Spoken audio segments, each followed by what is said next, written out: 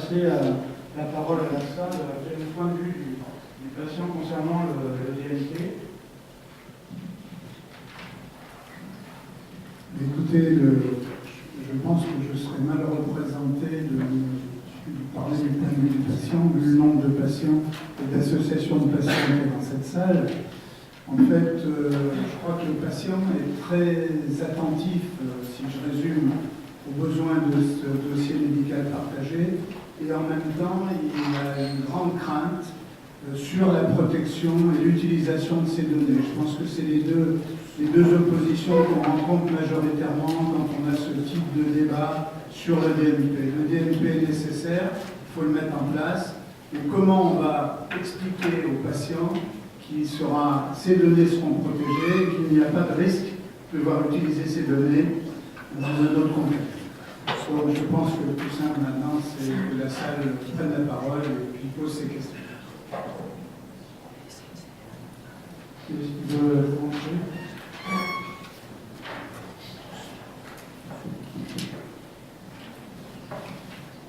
Bonjour, Joachim Suarez, président d'une association, la FNER, Fédération Nationale d'Aide aux Insuffisants Rénaux, et vice-président de la CPM de la Savoie. Je suis entièrement d'accord, depuis le début, c'est la crainte des patients. Depuis le début de la première version, nous avons tous dit, on a oublié de mettre le patient au cœur du système. Et j'ai comme preuve, là aujourd'hui, je lis... Là, on marque, les patients peuvent-ils être acteurs de leur DNP? Il faudra marquer pourquoi ils doivent être acteurs. Parce que si on veut développer le DNP, il faut que ce soit eux les acteurs. Parce que notre crainte, c'est d'avoir des données piratées. On nous assure à chaque fois tout est fait, ou presque. Chaque fois qu'on demande, on dit c'est presque bon. Or, il n'y a pas longtemps, il y a une grande entreprise française qui s'est faite pirater. Et leur action a chuté en bourse. C'est pas le DNP. Donc c'est pour ça qu'on se méfie. Alors, on peut donner un élément de réponse, c'est tous les travaux du DNP, enfin, notamment ici à Grenoble, mais je prendrai sous couvert de M. Callot, de M. Montonex et de Mme Hubert surtout, toutes les actions qui ont été menées en collaboration. Et nous intervenons dans la construction du DNP en qualité de patient, ici, notamment sur Grenoble, depuis le début. On a eu beaucoup d'échanges à ce niveau-là. Monsieur Thierry, peut-être que vous avez une réponse.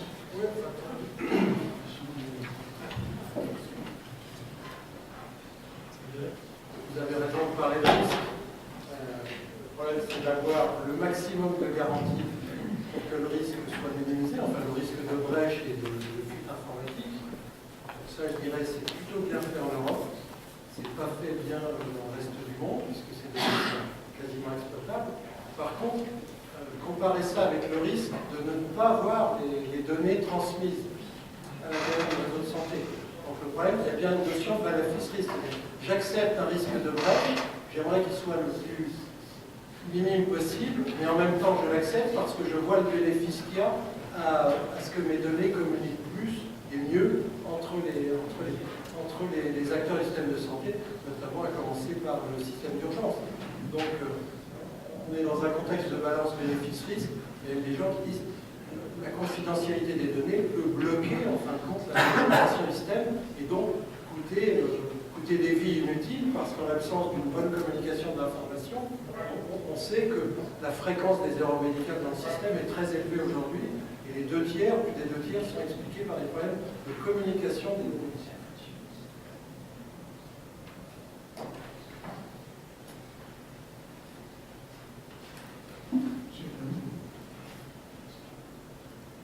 Oui, je suis très intéressé par votre intervention. Vous avez parlé d'un paiement fondé sur la valeur. Est-ce qu'on a un modèle étranger sur que le paiement à l'acte est inflationniste? Tarification à l'activité, on le voit aussi, c'est-à-dire que ça emballe la machine au travers, je dirais, d'une nation qui peine à combler le déficit annuel de la sécurité sociale. Donc cette idée sur la valeur, c'est un élément intéressant, mais est-ce qu'on a un modèle? quels sont les indicateurs qui seraient susceptibles de pouvoir être mis en œuvre pour pouvoir payer les médecins, les pharmaciens et les professionnels de santé dans un objectif de valeur ajoutée. Est-ce que... Oui, d'abord. On est là, hein. Oui, non, en fait, il y a des éléments de comparaison internationale. Il y a deux sujets. Il y a aligner les incitations pour que l'intégration et la communication, question que vous posez, ville-hôpital se fasse mieux. Et puis ensuite, il y a le fonctionnement des acteurs eux-mêmes, et notamment la rémunération des acteurs. Donc, c'est deux sujets liés. Alors d'abord, il n'y a pas de relation entre le système de paiement, et notamment de paiement à l'acte, et le niveau de rémunération des médecins ou des professionnels de santé. Donc, il y a des systèmes de capitation, de salariat et une part pour paiement à l'acte, où les médecins généralistes, c'est le cas d'Angleterre par exemple, sont bien mieux payés que les médecins français. Alors, maintenant, oui, au niveau international, cette transition, on la trouve dans... Il y a deux pays qui, historiquement, tiennent au modèle de paiement à l'acte. C'est les États-Unis et la France. Et on est proche de différentes façons. Un des éléments de comparaison à retenir aussi, c'est la présence d'une offre privée, à but non lucratif majoritaire aux États-Unis. Par exemple, l'offre privée à but lucratif en France, en proportion, est beaucoup plus importante que celle qu'on trouve aux États-Unis. La présence d'assurance publique, d'assurance privée, en France et aux États-Unis, et jusqu'à une date récente aux États-Unis, jusqu'à 2009, le paiement à l'acte est privilégié aussi bien en ville qu'à l'hôpital. Donc entre 2009 et 2016 aux États-Unis, dans la période de transition, donc on a des organisations de santé qui sont passées dans des modèles de capitation. Ils préexistaient parce que les modèles qui ont inspiré la réforme dite Obamacare sont les modèles où l'assureur est aussi prestataire de soins. Et quand l'assureur est aussi prestataire de soins, en général à but non lucratif, les médecins sont salariés de la structure. Il y en a un qui est assez connu, qui s'appelle Kaiser Permanente, qui ressemble au LHS anglais. Dans le LHS anglais, les médecins, ou dans Catalogne ou en Andalousie, les médecins sont salariés de l'assureur. Kaiser est son propre assureur avec 10 millions d'assurés. En Catalogne, en Andalousie ou dans le LHS, c'est l'État national, le salarié et l'assureur. D'accord ? Donc c'est des modèles voisins. Donc ça a inspiré. Alors, quand on voit ce qui se passe, j'ai l'exemple d'un réseau de soins à l'est de Boston qui accepte de rentrer dans le système de capitation, de paiement à la valeur. On sort du paiement à l'acte, on est rémunéré sur des objectifs de qualité qui sont co-gérés avec les médecins et l'assurance maladie, en l'occurrence c'est l'assurance maladie du Massachusetts. Donc au bout de 2 ans, ils sont dans les 10% les moins chers, ça c'est en dépenses de santé pour la population, et ils sont dans les 10% pour les meilleurs indicateurs. Est-ce que la rémunération des médecins a augmenté? Oui, dans le système américain, parce que toutes les économies qui sont faites sur les actes inutiles qui représentent 30% des dépenses aux États-Unis sont réinjectées en partie sous forme de primes pour ceux qui s'engagent dans la médecine, dans le remboursement fondé sur la maladie. C'était un peu long, excusez-moi. C'est une question importante. Une question là.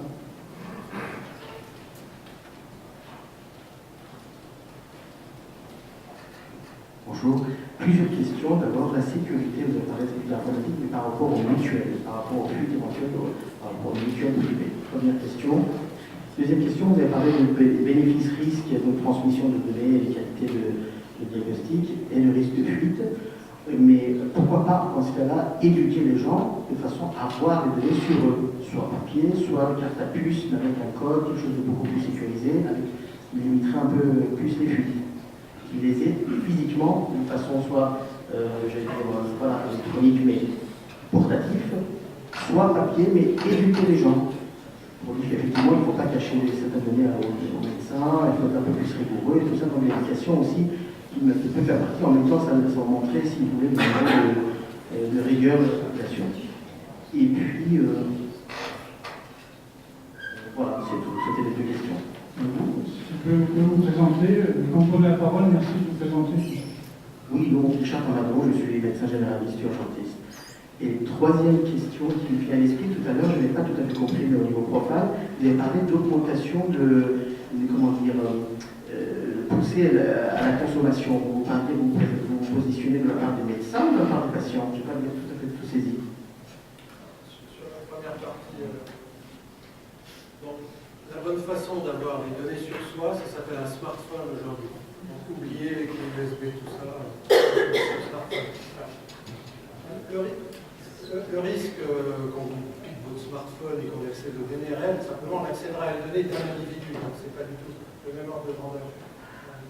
Ensuite, se promener avec ces données, ça n'empêche pas qu'il faut un système, si vous voulez, de coordination que le patient ne rencontrera jamais. C'est pour ça qu'il nous faut un DMP ou l'équivalent, il nous faut des parcours de soins coordonnés, pilotés par les données, etc. Donc c'est complémentaire. Donc il y aura toujours quelque part des données de milliers ou de millions de personnes sur les serveurs. La question, c'est là effectivement, et là le risque, c'est plutôt un risque massif de données, et malheureusement il y en a. Sur votre dernière question, sur le problème de la surmédicalisation, on a pu s'exprimer là-dessus avec Claude Rambaud, la présidente du lien, on ne cherche pas de responsable. C'est le résultat d'un système qui cumule, disons, d'une 40 années d'évolution des pratiques médicales et aussi du contexte des systèmes de santé. Et donc, vous avez raison, le patient, par sa demande, quelques exemples précis, est en partie responsable, même si je n'ai pas ce mot, d'une partie des actes inutiles. C'est très bien documenté sur la prescription d'antibiotiques chez les enfants, ou même en Angleterre, où ils prescrivent à peu près 2 fois moins que nous. Alors là, je vous rappelle, c'est 3 fois moins que nous. Même dans ces 2 pays, s'il y a une pression des parents, par exemple, le médecin va quand même finir par prescrire plus d'antibiotiques. Donc c'est l'ensemble de ces lignes qu'il faut faire bouger. Et donc effectivement, ce qu'on appelle l'engagement des patients et la participation des patients, y compris à tous les niveaux du système de santé, pas seulement au conseil d'administration d'un assureur, dans un hôpital où on est représentant des usagers, doit se faire à tous les niveaux parce que cette voix doit être entendue. Et dans cet échange, les évolutions se feront de concert. Par exemple, le NHS en fait que les médecins anglais sont largement regroupés. Il y a une loi, enfin l'équivalent d'une loi depuis 6 mois, qui rend obligatoire la représentation des usagers dans la médecine de soins primaires en Angleterre. Alors pour une partie de la question qui considérait l'éducation, donc en fait on trouve 2 catégories de patients maintenant qui sont intervenants. Il y a la partie de la représentation des usagers qui est bien définie dans la loi depuis la loi du 4 mars 2002 et tous les textes qui s'en sont suivis jusqu'à maintenant la loi de 2016 sur la modernisation du système de santé. Donc en fait il y a une autre catégorie de patients, même si c'est les mêmes, qui est toute la notion des patients qui interviennent, qui sont ressources, qui sont intervenants en éducation thérapeutique, qui deviennent formateurs, qui deviennent même experts, et qui sont formés, éduqués ou diplômés pour cela. Donc en fait, à la fois dans le cadre de l'éducation, et vous avez raison de le souligner, on a toute la partie qui permet aux patients maintenant, il y a des acteurs, des organismes de formation, il y a les universités des patients, il y en a 3 en France, qui ont pris en charge la formation des patients pour arriver jusqu'à la notion d'expert. Et quand il s'agit d'expertise, justement, comme le cite M. Thierry, c'est toute l'intervention qu'on peut faire au niveau de projets d'établissement. Par exemple, à l'université tout à l'heure, la partie des GHT, des choses comme ça, on intervient à tous ces niveaux-là et il y a des acteurs de la formation et l'université qui prennent en charge, qui accompagnent les patients dans ce développement, dans leur développement personnel, dans le développement pour arriver à obtenir des cursus qui vont leur permettre d'intervenir le plus souvent possible. Donc si on fait un arrêt sur image aujourd'hui, qu'est-ce qu'on retient? On retient que les techniques médicales, chirurgicales et autres avancent à grands pas. La réglementation s'adapte au rythme de ces avancées et dicte des règles d'application. Et le patient, lui, de son côté, il évolue, c'est plus le patient qui est passif, qui intervient, qui prend ses prescriptions, qui avance lentement. C'est un patient qui devient acteur, mais acteur avec des formations, avec des diplômes, etc. Donc on est dans un chemin à 3 branches, on est en plein bouleversement culturel, et c'est ce qui fera que demain, je pense qu'on arrivera ensemble à améliorer le système de santé. Il y a une question là.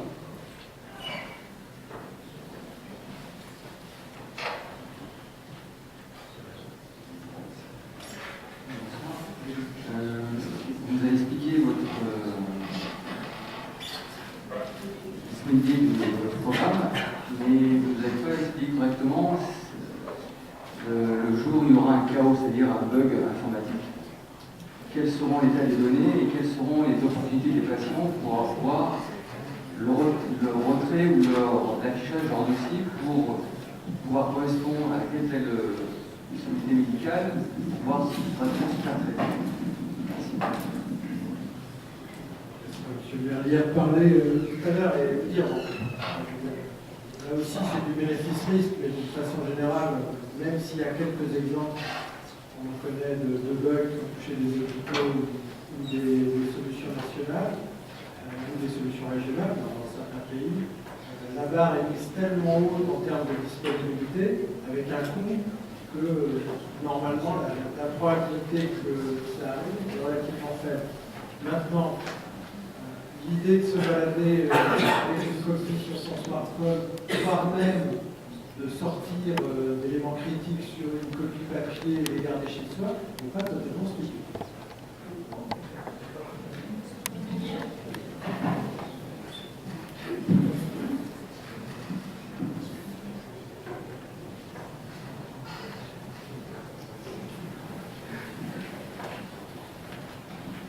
D'autres questions?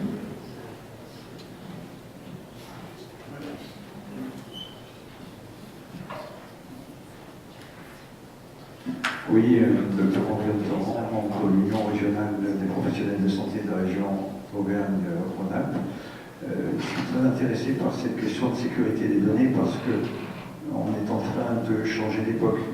Aujourd'hui, les données, elles sont contenues uniquement, en général, dans le monde libéral, dans l'ordinateur portable du cabinet. Alors, elles ne sont pas mieux sécurisées qu'hier, mais ne représentent pratiquement aucun enjeu pour un hacker. Quel est l'intérêt d'aller pirater l'ordinateur d'un médecin dans un coin, dans une ville, pour aller retirer des informations médicales du patient, du pompier? Par contre, le jour où nous allons centraliser véritablement des données structurées, éventuellement beaucoup plus utilisables dans des visées essentiellement commerciales, le risque sera majeur. Or, nous savons pertinemment qu'il n'y a aucun système informatique au monde qui ne soit pas piratable un jour, les expériences récentes. Mais à nous d'assurer, tous les professionnels qui travaillent sur ces questions-là, d'assurer cette transition qui ne sera pas facile, de passage des données, des postes particuliers des professionnels, à des grands systèmes dont nous, professionnels, exigerons bien évidemment des critères de sécurité majeurs.